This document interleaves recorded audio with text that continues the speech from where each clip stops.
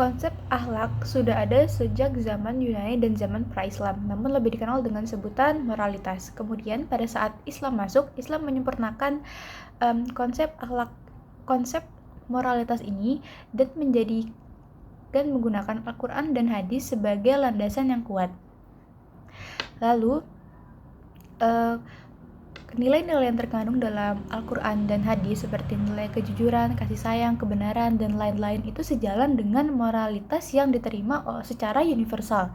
Kemudian ilmuwan-ilmuwan ataupun cendekiawan Islam seperti Al-Ghazali dan Ibnu Miskawai menggabungkan ajaran Plato, Aristoteles, dan Galenus dengan ajaran Islam dan dapat menunjukkan bagaimana akhlak dapat dikaji secara ilmiah dan filosofis.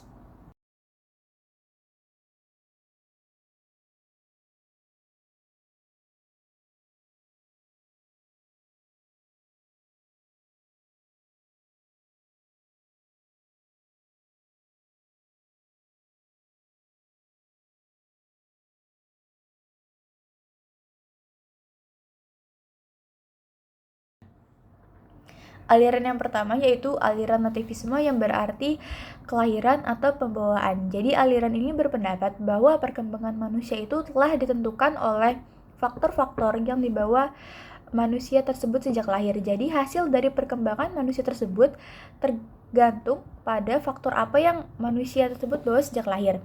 Dan aliran ini juga tidak percaya dengan tidak mengakui bahwa pendidikan atau pembelajaran itu akan mempengaruhi pertumbuhan seseorang. Jadi menurut mereka menurut aliran ini anak-anak itu tidak perlu dididik karena mereka dapat berkembang secara alamiah sesuai dengan kodrat dan sesuai dengan apa yang telah mereka bawa sejak lahir. Yang kedua ada aliran empirisme. Aliran empirisme itu berarti pengalaman. Aliran empirisme ini berbanding kebalik dengan aliran naturalisme. Jadi aliran ini mempercayai bahwa yang menentukan watak, karakter atau baik buruknya seseorang itu berdasarkan pada pengalaman dan juga berdasarkan pada pengalaman, lingkungan, dan pendidikan. Yang ketiga ada aliran konvergensi. Aliran konvergensi merupakan gabungan dari aliran nativisme dan juga aliran empirisme. Jadi menurut aliran konvergensi, potensi atau bakat yang dapat berkembang dengan sangat baik atau tidak itu tidak hanya dipengaruhi oleh faktor bawaan tetapi juga dapat dipengaruhi oleh faktor lingkungan. Dan untuk yang terakhir adalah aliran naturalisme. Aliran ini menekankan pentingnya naluri alamiah dan panggilan kodrat dalam menentukan akhlak seseorang. Dan kalau menurut pandangan Islam, Islam itu sepertinya lebih condong atau lebih sejalan dengan aliran konvergensi, naturalisme dan juga empirisme. Tetapi tidak dengan aliran nativisme, karena menurut aliran nativisme jika manusia itu dari lahir sudah jahat maka dia akan tetap jahat sampai akhir hayat hidupnya, dan itu tidak sejalan dengan pandangan Islam.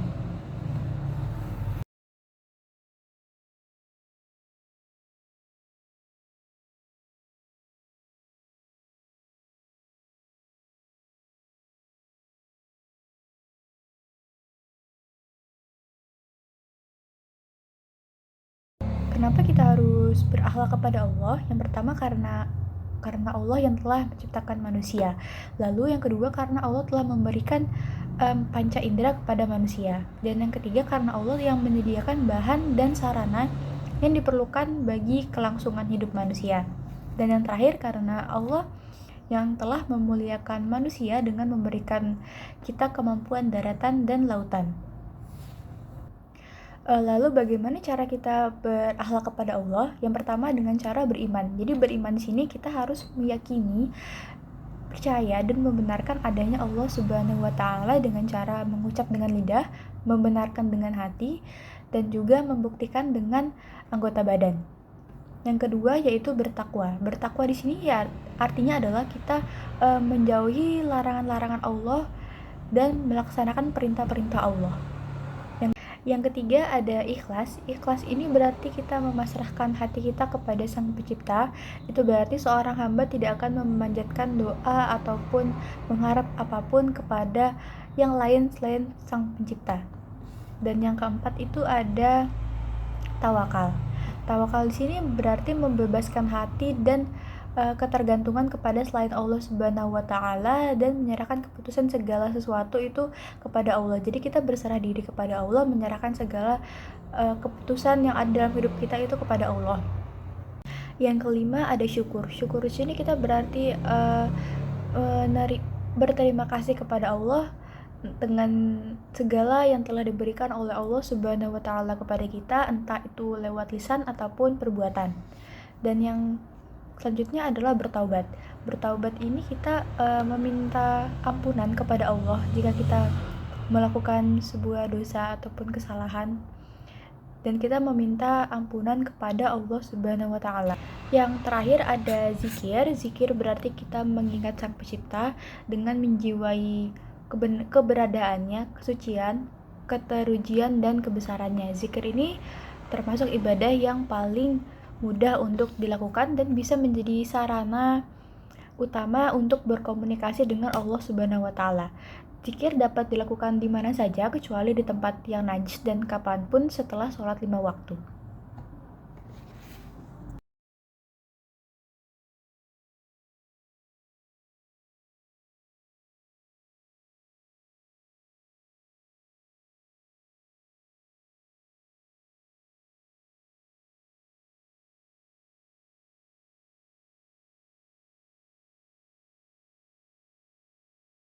Karena walaupun ilmu tersebut juga penting, tetapi akhlak juga tidak kalah penting sebagai pondasi terhadap ilmu pengetahuan, agar orang yang berilmu itu tidak menyalahgunakan ilmu pengetahuan yang ia miliki. Karena jika kita mempunyai akhlak, kita bisa memanusiakan manusia. Sedangkan jika kita hanya memiliki ilmu tetapi kita tidak memiliki akhlak, maka kita bisa menyalahgunakan ilmu yang kita miliki untuk tidak memanusiakan manusia.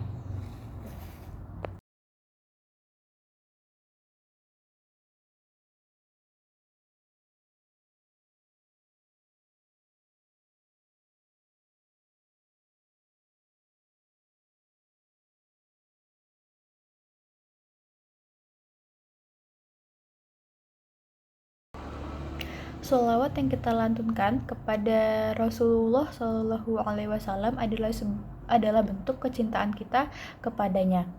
Lalu sholawat juga bisa membuat hati kita menjadi lebih tenang dan menjauhkan seorang muslim dari kesusahan. Orang yang rajin membaca sholawat dapat merasakan kedamaian ataupun ketenangan hati ketika sedang mengalami sebuah kesulitan ataupun tantangan dalam hidup mereka.